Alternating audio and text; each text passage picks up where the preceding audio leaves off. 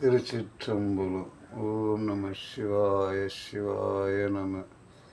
அருட்பெருஞ்சோதி ஆண்டவரை போற்றி போற்றி. சாக கல்வியை உங்களுக்கு நிறைய சொல்லி கொடுத்துக்கின்னே இருக்கிற ஒரு வார்த்தையும் உங்களுக்கு சொல்லி கொடுத்துன்னு இருக்கு. இந்த வார்த்தையை நீங்கள் முழுமையாக தெரிஞ்சுங்க. கடவுளை அடையிற வார்த்தை இதெல்லாம். சாகா கல்வின்றது யாருமே சொல்லி கொடுக்க மாட்டாங்க. உங்களுக்கு நான் சொல்லி கொடுத்துன்னு இருக்கிறேன்றது இறைவனை அடையிறதுக்கு, கடவுளை அடையிறதுக்கு தான் சொல்லி கொடுத்துன்னு இருக்கு. கடவுளை எப்படி அடையணும், கடவுளை நம்ம எங்கே தேர்னாலும் கிடைக்க மாட்டார், கடவுள் நம்ம உள்ளே இருக்கிறாரு, கடவுள்ன்றதை புரிஞ்சுக்கணும். அதை புரிஞ்சுக்கணும். நீங்கள் தியானம் பண்ணும்போது ஒவ்வொரு அறிகுறி உங்களுக்கு வரும். முதல்ல தியானம் பண்ணுறது உட்காரும் போது சட்டை போட்டுன்னு உட்காந்துருந்தாலும் எப்படி உட்காந்துருந்தாலும் நம்மளை பிடிச்சி இழுத்து விட்ட மாதிரி இருக்கும். நம்மளை ஓம் நம சிவாய் நம்மளை பிடிச்சி இழுத்து விட்ட மாதிரி இருக்கும். என்னடா இது இப்படி முன்ன போயிட்டு வரும். அதுக்கப்புறம் தியானம் பண்ண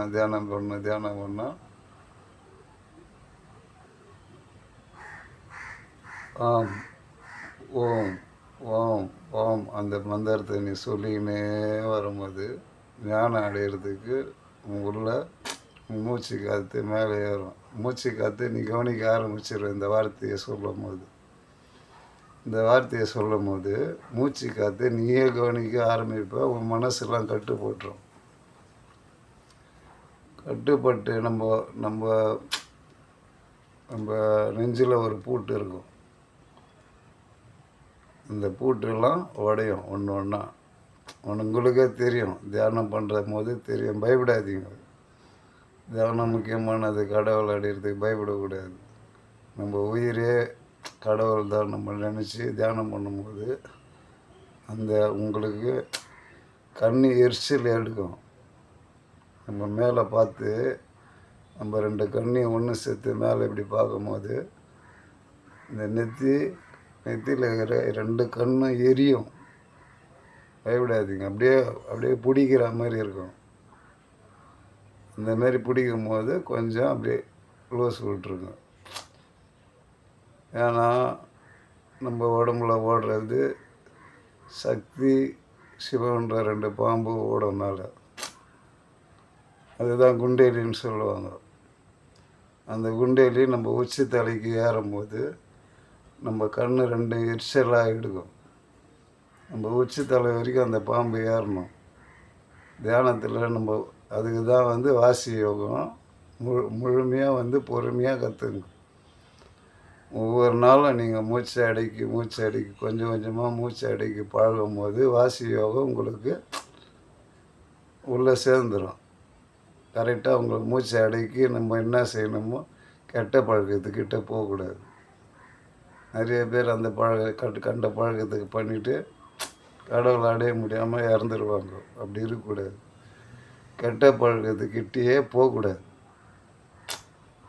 கெட்ட பழக்கத்தை நம்ம கிட்டேயே சேர்த்துக்கூடாது. இறைவன்றவரே நம்ம உடலை சுத்தமாக தான் கேட்குறாரு.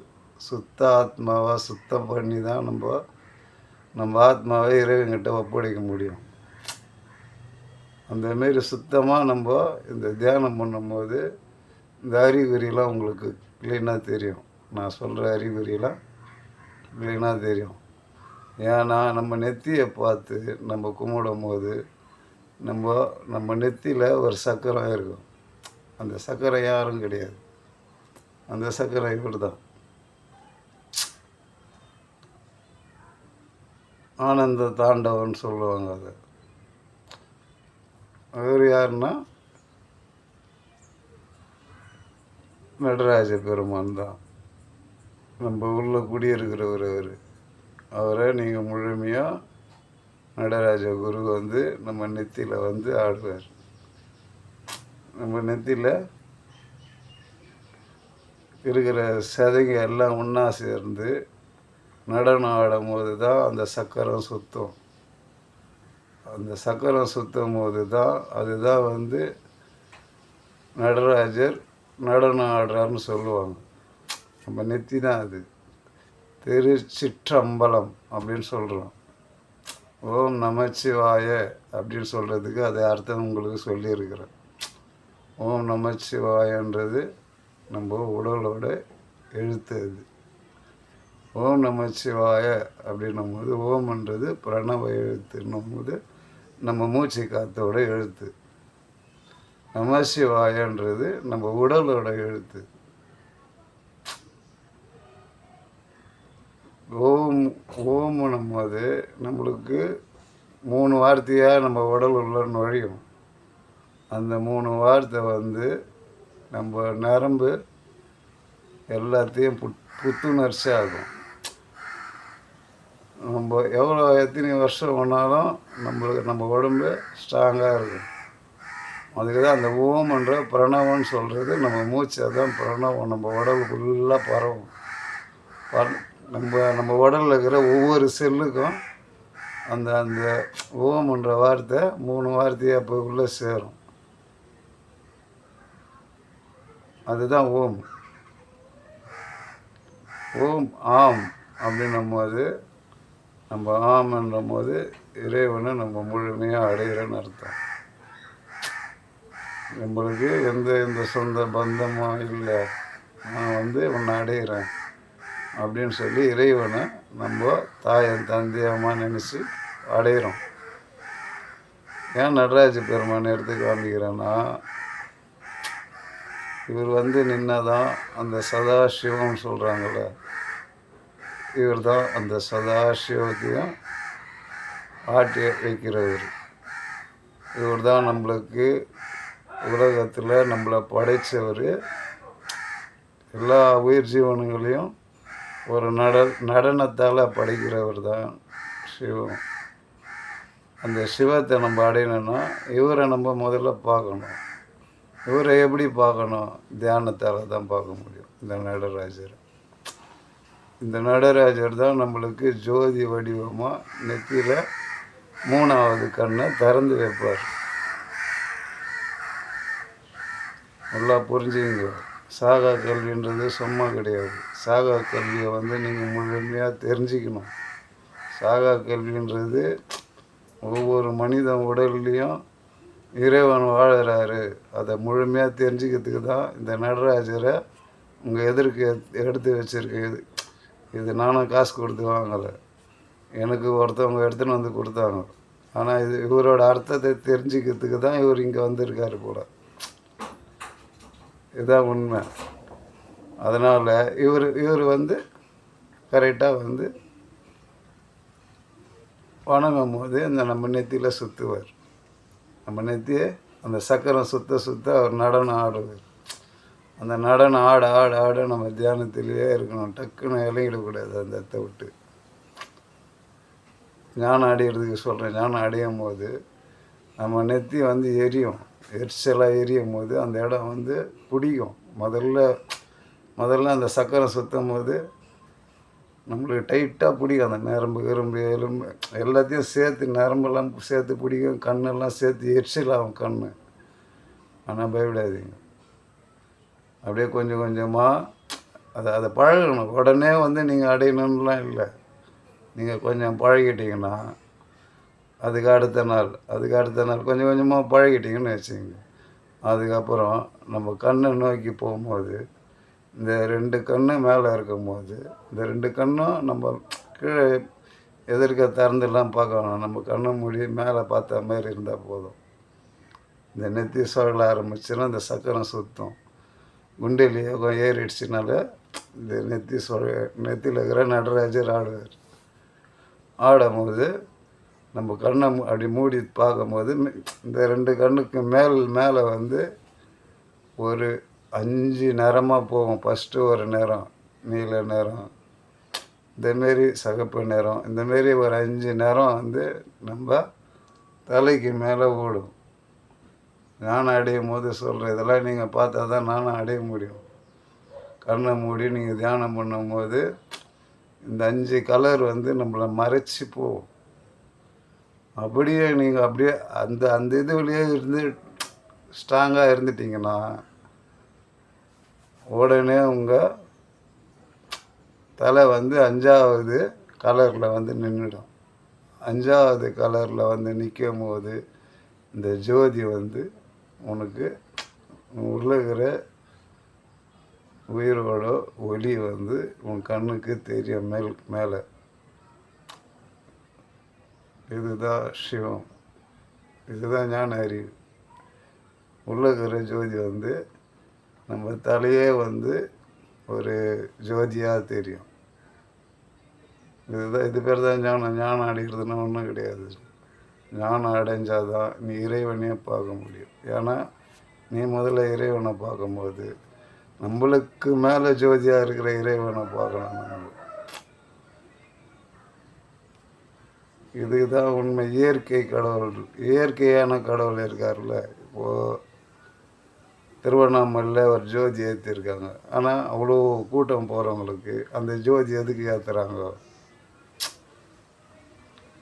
கோடான கோடி போகிறாங்க, அந்த ஜோதி எதுக்கு ஏற்றுறாங்கன்னு தெரியாது. ஆனால் ஜோதி கடவுள். இயற்கையாக மலை, இயற்கை கடவுள். இதுக்கு தான் திருவண்ணாமலையில் மோட்சம் கிடைக்கிறதுன்னு சொல்கிறாங்க. ஏன்னா இயற்கையை நீங்கள் வணங்கும் போது இயற்கை வந்து நம்மளுக்கு எல்லாமே கொடுக்கும். இயற்கை தான் இறைவனை முழுமையாக. இறைவனுக்கு உருவம் கிடையாது. ஒவ்வொருத்தவங்க நம்ம உடம்பை ஆட்சி செய்கிறாங்க. விநாயகர் எங்கே ஆட்சி செய்கிறாரு? நம்ம மூளையில். அதுக்கு தான் வந்து அந்த காலத்தில் வந்து விநாயகரை மூளையில் வச்சு கும்பிடுன்னு சொன்னாங்க. மூளை நம்ம மூளையில் வச்சு கும்பிடணும். விநாயகரை இப்போ தூங்கி வந்தவொடனே முதல்ல விநாயகரை நினச்சி எந்த வேலை செய்தாலும் நடக்குன்னு சொல்கிறது அதுக்கு தான். நம்ம மூளையில் வச்சு கும்பிடு, மனசு உள்ள தான் கும்பிடணும். இவங்க என்ன பண்ணாங்க, மூளைக்கு வச்சு கும்பிட்றாங்க. இவங்க பண்ணுற தவறுங்கள்லாம் பாரு. நம்ம மனுஷனுங்களுக்கு மூளை எப்படி வேலை செய்யுதுன்னு. நம்ம மகான்கள் என்ன சொன்னாங்கன்னா, மூளையில் வச்சு கும்பிடுங்க விநாயகர்னு. இவங்க மூளைக்கு வச்சு கும்பிட்றாங்க. அப்புறம் எப்படி வந்து பொது அறிவு வரல அவங்களுக்கு? மூளையில் வச்சு கும்பிடணும். நம்ம ஞானம் அடையிறதுக்கு விநாயகரை மூளையில் வச்சு நம்ம முதல்ல படி ஏறும்போது விநாயகர் தான் நம்ம கண்ணுக்கு முதல்ல தெரிவார். ஏன்னா முதல் படியாக அவர் தான். அதுக்கு தான் முதல்ல விநாயகரை கும்பிடணும். ஒவ்வொரு மகான்களையும் நம்ம பார்த்துக்கினே போகலாம். தியானம் பண்ணால் தான் பண்ண முடியும். நம்ம ஆத்மா வெளியேற்ற கற்றுக்கணும். அதுக்கு தான் வாசி யோகம் முக்கியமாக தேவை. வாசி யோகன்றது நம்ம மூச்சை அடக்கி நம்ம ஆத்மாவை வெளியே எடுக்கணும். அதுதான் நம்ம உடம்புல இருக்கிற 5 பூட்டையும் உடைக்கணும்னு சொல்கிறது. நம்ம உடம்புல பூட்டு இருக்குது. நம்ம உடம்புல அந்த 5 பூட்டை உடைக்கும் போது அது தானா உடைஞ்சிடும். அதுதான் அகத்தியர் பாட்டிலேயே சொல்லியிருக்காரு, மனமது செம்மையானால் மந்திரம் ஜபிக்க. மனம் வந்து நீ அழுது கடவுளை கும்பிடும் போது அந்த பூட்டெல்லாம் தானாக உடஞ்சிடும். உடஞ்சி இறைவன்கிட்ட போய் எடுத்துன்னு போய் சேரும். முழுமையான இறைவன் வந்து நம்ம பக்கத்தில் ஆட்கொள்வார். இதுதான் உண்மை. மனம் வந்து செம்மையாக இருக்கணும்னா நம்ம குழந்தை மனசாக இருக்கணும். அப்படி இருந்தால் இறைவனை டக்குன்னு அடைய முடியும். நம்ம கண்ட பாவத்தெல்லாம் செய்துட்டு இறைவனை அடையணுன்றது அதெல்லாம் வந்து அடையிறதுக்கு நீ செய்த பாவத்துக்கெல்லாம் திட்டுப்பாடு பண்ணணும். திருப்பி வந்து அந்த பாவத்தை நீ அழிக்கணும். நீ அழிக்கணும்னா உண்மையாலுமே வாசி யோகம் பண்ணும்போது மட்டும்தான் நீ செய்த பாவம் பாதி தான் குறையும். உண்மையாக சொல்லிடுறேன். ஏன்னா பொய் சொல்லக்கூடாது. கடவுள் பக்கத்தில் இருந்து கடவுளை பற்றி பேசும்போது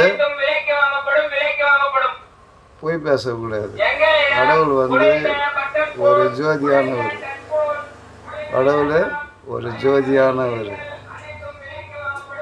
அதாவது திருவண்ணாமலை மேலே போய் திருவண்ணாமலையை நம்ம ஒரு 3 பக்கம் நின்று பார்த்தா அந்த மேலே ஒவ்வொரு வடிவமாக தெரியும். ஒன்று லிங்கத்தை முறைச்சி பார்த்துக்கின்னு நந்தி உக்காந்து இருக்கிற மாதிரி தெரியும். இன்னொன்று வெறும் நந்தி மட்டும் மலையாக தெரியும். இன்னொரு பக்கம் நின்று பார்த்தா ஒரு மனுஷன் பார்த்துக்கின்னு இட முடியெல்லாம் பிரித்து விட்டுன்னு இருக்கிற மாரி தெரியும். ஆனால் அந்த ஜோதி ஏற்றுற இடம் மட்டும் வயிறு. இந்த வயிற்றில் தான் ஏற்றுவாங்க ஜோதி. அந்தமாரி நம்ம வயிறை சுத்தமாக வச்சுக்கணும். நம்ம உள்ளகிற ஜோதியை நம்ம ஏற்ற கற்றுக்கணும். முதல்ல வந்து சாகா கல்வின்றது அறிவு தான் முக்கியமானது அறிவு. அது ஞான அறிவு முக்கியமாக ஒன்று. ஞானத்தை அடைஞ்சால் தான் இறைவனை அடைய முடியும். இதுதான் உண்மை. ஞானம் அடையணும். முதல்ல ஞானம் அடைஞ்சால் இந்த நடராஜர் நம்மளை மேலுக்கு உயர்த்தின்னு போயின்னு இருப்பார். இவரை பார்த்ததுக்கப்புறம் இவரோட வேலை முடிஞ்சதுக்கப்புறம் நாதாந்தம். நாதாந்தம்னா என்ன? நாதாந்தன்றது ஒரு ஒலி. ஒரு ஒலி வடிவமான ஒலினா ஒலி ஜோதியான ஒலி கிடையாது. உங்களுக்கு இதுதான் நாதாந்தன்னு சொல்லுவாங்க. சங்கு ஒலி. சங்கு வந்து அதிகமான சவுண்டாக கேட்டு அதுலேருந்து பல ஒலிகள் வரும் நம்ம காதுக்கு. தியானத்தில் இருந்தால் தான் நாதாந்தம் சொன்ன நாதம் வரைக்கும் போனால் தான் நீ இறைவனை அடைஞ்ச மாதிரி. நாதாந்தன்றது இந்த சங்கு ஒலி முதல்ல ஒலிக்கும். அந்த சங்கு ஒலியிலேருந்து ஒரு ராஜா வீட்டிலலாம் மோளம் அடித்து சவுண்டு கொடுத்து பார்த்துருக்குங்க. அந்தமாரி ஒரு ஒலி வரும். அந்த ஒலியில் நம்ம காதில் மட்டும் கண்ணிலலாம் தெரியாது. இது பேர் தான் நாதாந்தம். இதுதான் உண்மை. நாதாந்தன்றது நீங்கள் சாகா கேள்வியை முழுமையாக தெரிஞ்சுக்கணும். அதனால தான் இவங்க எல்லாமே என் பக்கத்துலேயே வந்து நிற்கிறாங்க. இது நாதாந்தம்.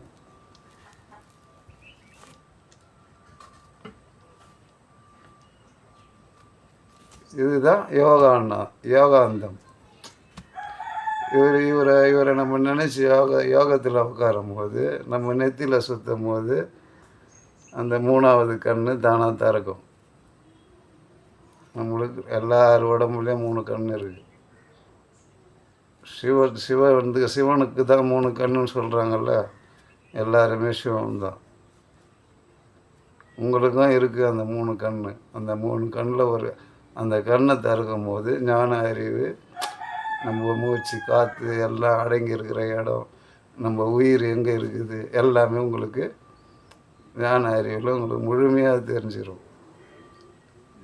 சாகா கல்வின்றது சும்மா விளையாட்டான பொருள் இல்லை. இறைவனை அடையிற பொருள் தான் சாகா கல்வி. சாகா கல்வி யாரும் சொல்லிக் கொடுக்க மாட்டாங்க. ஏன்னா நாதாந்தன்றது என்னன்னு உங்களுக்கு சொல்லிட்டேன். ஏன்னா ஒரு ஒலி தான் அது. நம்ம காதில் வந்து விழும் அந்த ஒலி. அந்த ஒலி விழுந்ததுக்கு அப்புறம் நம்ம 2 கண்ணு மூடினோடனே அதுக்கப்புறம் நான் உங்களுக்கு சொல்லின்னே இருக்கிறேன். பாருங்கள், கேட்டுங்க. முழுமையாக வந்து இறைவனை பற்றி முழுமையாக இறைவனை அடையிறவங்களுக்கு தான் நான் சொல்லின்னு இருக்கேன். ஏன்னா இறைவனை அடையிறதுக்கெல்லாம் நிறைய பேர் கூட்டமாக அத்தனை கோடி மக்கள் போனாங்க. ஏத்திர ஜோதியை பார்த்தாங்க. நானும் கையெடுத்து கும்பிட்டேன். ஏன்னா ஜோதி தான் எனக்கு கடவுளாக நான் கும்பிட்றேன். அதேமாரி நான் என்னால் முடிஞ்சது என்னோடய ஆலயத்துலேயும் ஜோதியை ஏற்றி தான் நேற்று போட்ட வீடியோவில் ஒரு ஜோதியை மட்டும் தான் போட்டு அனுப்பிச்சேன். ஒரு ஜோதியை மட்டும் போட்டு இது தெரிஞ்சுக்கணும், எல்லாருமே தெரிஞ்சுக்கணுன்ட்டு தான் நேற்று போட்ட வீடியோவில் ஒரு ஜோதியை மட்டும் போட்டு அனுப்பிச்சேன். இதுதான் ஜோதி தான் கடவுள். ஏன்னா நம்ம வந்து ஞானம் அடைஞ்சு நம்ம சிவாய அப்படின்னும் போது நம்ம உச்சியோட வானம் திறக்கும். வானம்னா நம்ம மண்டபோடு உச்சி வந்து திறந்துடும். இதை தான் கும்பாபிஷேகம்னு சொல்கிறாங்கள, கும்பாபிஷேகம் பண்ணுறாங்கள, இதுதான் கும்பாபிஷேகம். நம்ம உச்சி இப்படி திறக்கும் போது அதுலேருந்து, அதாவது தாமரை பூ மாரி நம்ம உடல் உள்ள இருக்குது. நம்ம உடல் உள்ள இருக்கிற எல்லாமே மாறும். நம்மளோட ஆத்மாவை ஒரு தாமரை இலையில் வச்சு அதில் ஒரு ஜோதி ஆக்கி அதன் மேலே எடுத்துன்னு வந்து மா இலைலாம் வைக்கிறாங்கள்ல, ஒரு குடத்துல மா இலை சுற்றி வச்சு அதில் ஒரு தேங்காய் வைக்கிறாங்கல்ல, இந்த மாதிரி இதுதான் அது வந்து தேங்காய்ன்றது ஒரு அமிர்தம். இந்த அமிர்தம் எப்போ நம்மளுக்கு கிடைக்கும்னா, எல்லாமே நம்ம உடல்லேருந்து கிடைக்கிற பொருள் தான். சிவமுமே நம்ம உடல் உள்ளதான் இருக்கிறார். நம்மளோட சிவன்றவர் நம்ம தான், நம்ம உடலில் தான் இருக்கிறார். அதை வந்து நம்ம சுத்தப்படுத்தி நம்ம தெரிஞ்சுக்கும் போது தான் சிவனா என்ன தெரியும். கோயிலாக போய் சுற்றினான்லாம் தெரியாது. நம்ம உக்காந்து தியானம் பண்ணணும். தியானம் பண்ண தான் இந்த நடராஜர் நம்ம நெத்திலேயே திருச்சிற்றம்பலம்னு சொல்கிறாங்க. அதுக்கு அர்த்தம் வந்து இது வரைக்கும் எந்த சாமியாரோ யாருன்னா அவங்களுக்கு சொல்லி கொடுத்துருக்காங்களா? சொல்லி கொடுத்துருக்க மாட்டாங்க. அவங்க சொல்லிப்பாங்க திருச்சிற்றம்பலம் அப்படின்னா, திருச்சிற்றம்பலம் அப்படின்னும் போது நம்ம நம்ம நம்ம உயிரை நம்ம மதித்து நம்ம இறைவனாக நம்ம நினைக்கும் போது நம்ம அந்த திருன்றதை நம்ம சொல்லணும். திரு அப்படின்னும் போது நம்ம உயிரை நம்ம மதிக்கிறோம் அப்படின்னு அர்த்தம். சிற்றம்பலம் அப்படின்னும் போது நம்ம நெத்தியில் இந்த நடராஜர் வந்து மேலே வந்து சுற்றும் போது இந்த இந்த நெத்தியோட பேர் தான் அம்பலம். நம்ம நெத்தியோட உள்ள 3 கண்ணியும் சேர்த்து இந்த தாமரைப்பூ மேலே நம்ம உயிர் இருக்கும். அதை தான் அம்பலம் சொல்லுவாங்க. பொன்னம்பலம் அப்படின்னும் போது நம்மளை விட்டு அதிகமான ஜோதியாக வெளியே இருந்து நம்மளுக்கு அருள் கொடுக்குறாரு பேர். ஜோதியாக இருந்து அருள் கொடுக்குறாரு பேர். அவரை தான் பொன்னம்பலத்தான் அப்படின்னு சொல்லுவாங்க. திருச்சிற்றம்பலம் எதுக்கு சொல்கிறாங்க இப்போ புரிஞ்சுக்கினீங்களா? திருச்சிற்றம்பலம்னா நமசிவாயன்றது நம்ம உடல் உள்ளகிற வார்த்தைங்க. நம்ம நான் மா அப்படின்னும் போது சீன்னும் போது சீன்ற வார்த்தை தான் நம்ம உடலை குறிக்கும். நல்லா புரிஞ்சுக்கோ. நமசிவாயன்றதுலேயே மாவு வந்து மண்ணை குறிச்சிடும், வான்றது நீரை குறிச்சிடும். வான்றது நீரை குறிக்கும். ஏன்னா நம்ம வயிற்றுல நீர் தான். அதை தான் வந்து வாசுதேவன் வேறு நம்ம திருமாலை சொல்லுவாங்க. திருமால்னால் நம்ம ஏழுமலையான்னு சொல்லுவாங்க. அவர் வந்து குடல் மீது பாம்பு மேலே படுத்துன்னு இருக்கிற மாரி நம்மளுக்கு காமிப்பாங்க. ஆனால் நம்ம குடல் மேலே அவர் வந்து அதுக்கு தான் வந்து காக்கும் கடவுள். நம்ம வயிறை காக்குறாருன்னா நம்ம உடலையும் சேர்த்து அந்த அந்த ஆகாரம் உள்ளே போக அதை செரிக்க வச்சு நம்ம உடலை காக்கிறது பேர் தான் காக்கும் கடவுள். அவர்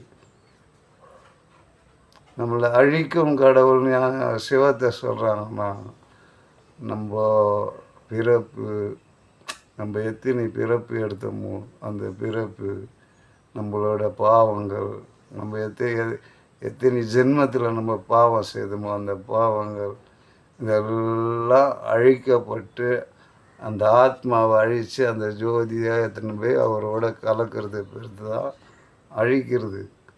அவர் சிவத்தை கும்பிட்டு அழிஞ்சிருவோம்.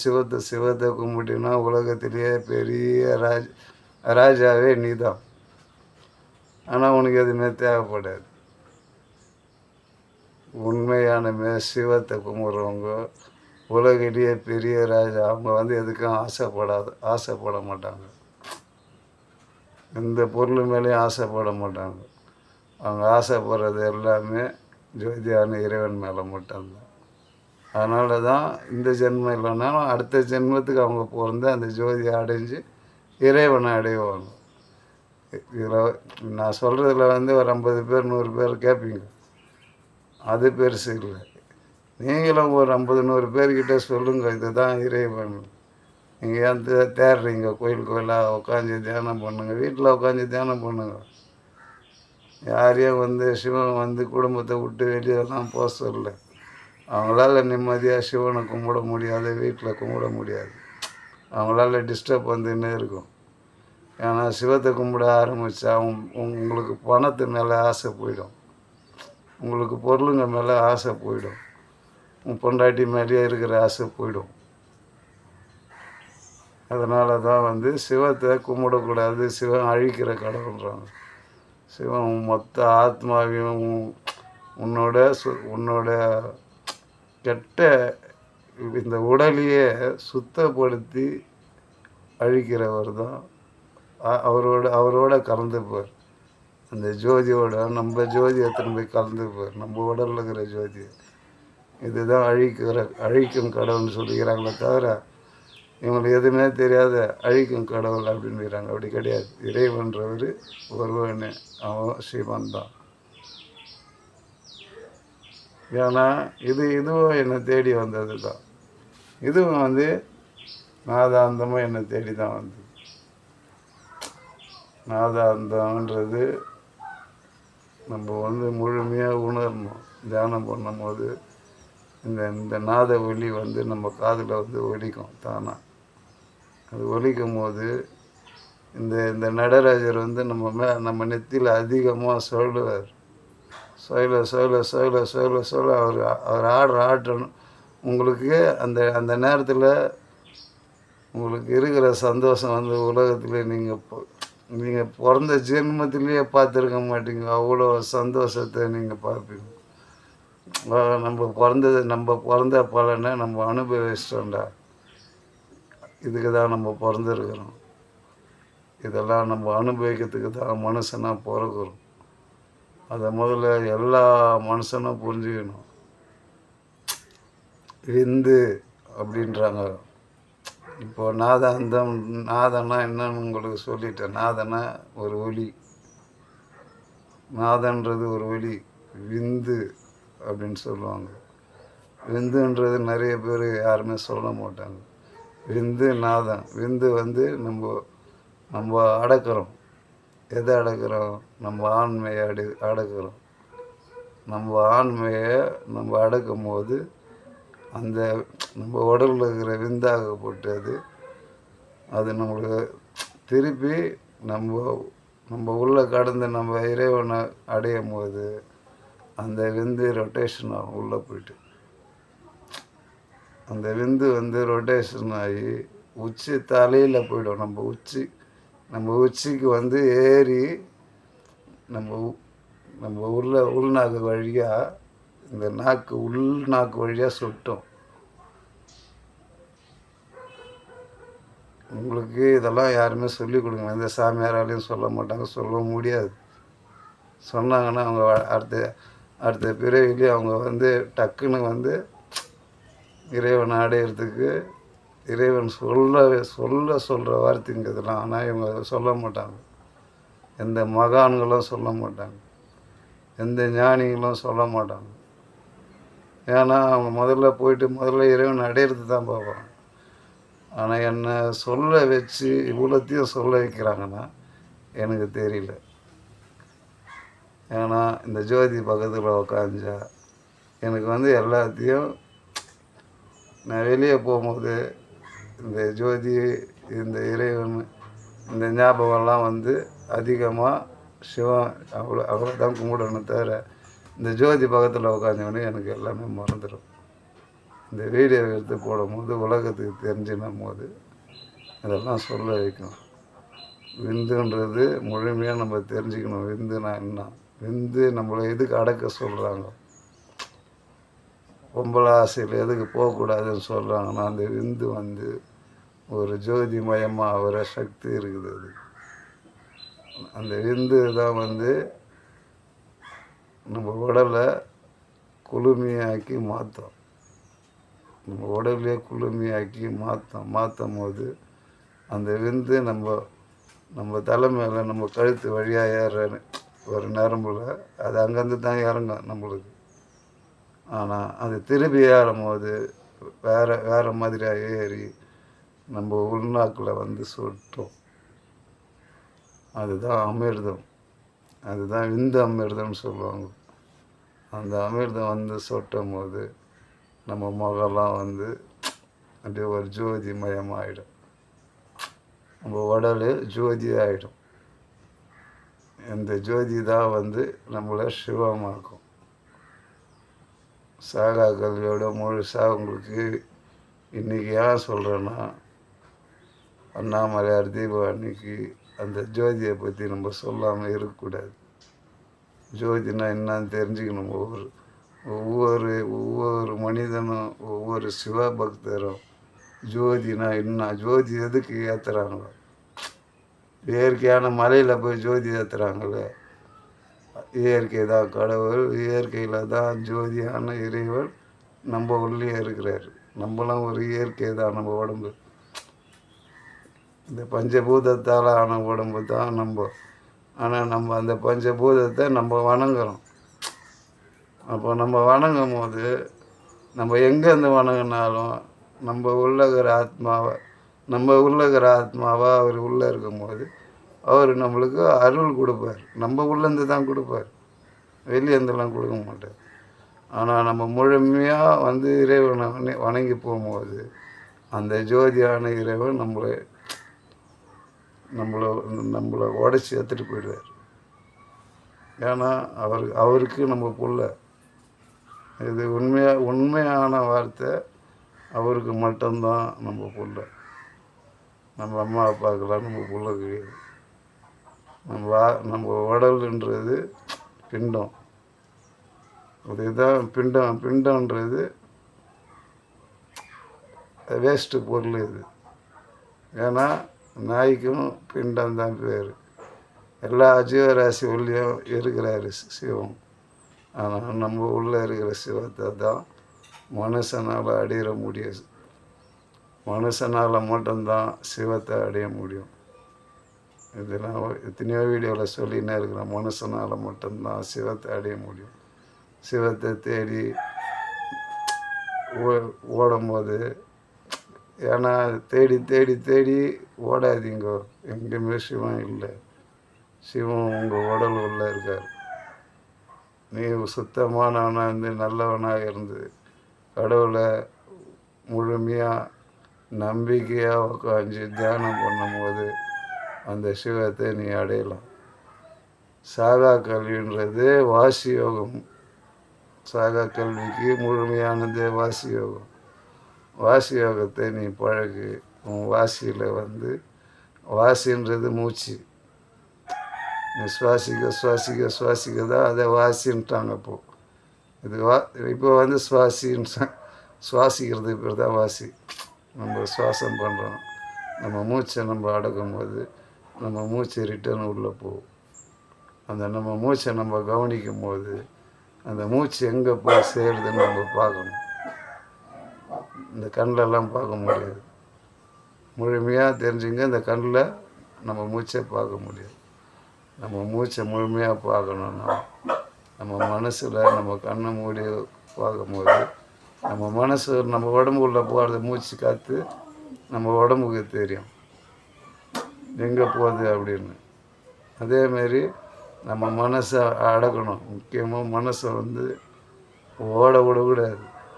அதுக்கு தான் இந்த வார்த்தைங்க உங்களுக்கு சொல்லி கொடுத்துன்னுக்கிறேன். ஆம்ன்றது உலகத்திலேயே பெரிய மந்திரம்.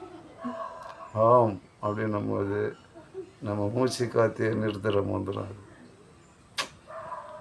ஆம் ஓம் வாம் அப்படின்னும் போது நம்ம இந்த உடலை விட்டு நம்ம ஆத்மா மேலே ஏற்றுறோம். நம்ம உடலை விட்டு நம்ம ஆத்மாவை மேலே ஏற்றுறோம். இதுதான் உண்மையாலுமே மந்திரன்றது. ஆம் அப்படின்னும் போது நம்ம மூச்சை நம்ம அடக்கிடுவோம். ஆன்னும் போது மூச்சை உள்ளே இழுப்போம்.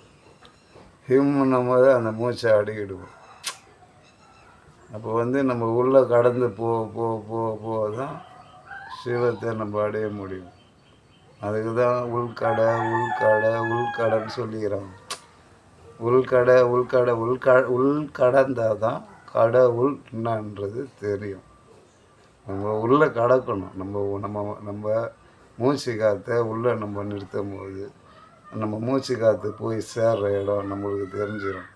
நம்மளுக்கு அந்த காற்று போகிற இடத்துல தான் இந்த நடராஜர் நடனம் ஆடின்னு இருப்பார். இந்த காற்று போய் தான் அங்கே போய் ஆட வைக்கும். நம்ம உடலில் இருக்கிற காற்று ரிட்டர்ன் ஆகி உள்ளே போய் அந்த காற்று போய் அந்த நடனத்தை ஆட வைக்கும். அந்த நடனத்தை ஆட வைக்கும் போது அந்த இந்த நெத்தியில் இருக்கிற சக்கரம் சுற்ற ஆரம்பிக்கும். சுத்த சுத்த சுத்த சுத்த உங்களுக்கு ஒரு சந்தோஷம் வரும். அது நம்ம மனசுக்கு ஒரு சந்தோஷம் வரும். அதுதான் ஆனந்த தாண்டவம்னு சொல்லுவாங்க. வெளியெல்லாம் சிவம் ஆட மாட்டார், நம்ம உடல் உள்ள நம்ம நெத்தியில். அதுக்கு தான் அது சிற்றம்பலம் பேர். சிற்றம்பலம்னா நிறைய பேர் என்னடா திருச்சிற்றம்பலம் அப்படின்னு சொல்கிறாங்கன்னு நம்ம நினைப்போம். திருச்சிற்றம்பலம்னா நம்மளோட நெத்தியோட பேர். நம்ம நெத்தியோட உள்கண்ணில் நம்ம தாமரைப்பூ மாரி இருக்கும். அந்த கண்ணை சுமக்கிறது ஒரு தாமரைப்பூ மாரி இருக்கும். அந்த கண்ணை திறக்கும் போது ஜோதியாக தெரியும். அந்த ஜோதி தான் இறைவன், நம்ம உடம்புல இருக்கிற இறைவன்.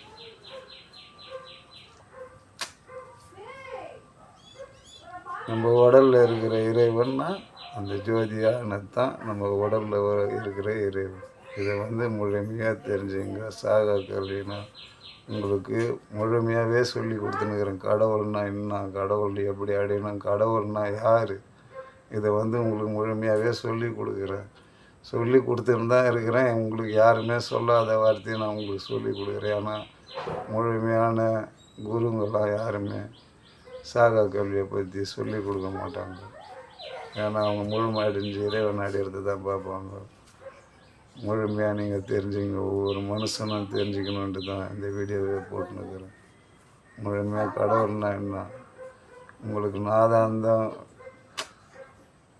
நாதம் இந்தனா என்னன்னு உங்களுக்கு எல்லாத்தையும் இந்த வீடியோலேயே சொல்லியிருக்கிறேன். இன்னும் நீங்கள் தெரிஞ்சுக்கணும், கடவுளை முழுமையாக தெரிஞ்சுக்கணும். அதனால் ஒவ்வொரு வீடியோலையும் கடவுளை பற்றி மட்டும் முழுமையாக கடவுளை அடையணும். ஒவ்வொரு மனுஷனும் போய் இறைவன் சிவம் எங்கே இருக்குது. கடவுள் நிறையெல்லாம் கிடையாது.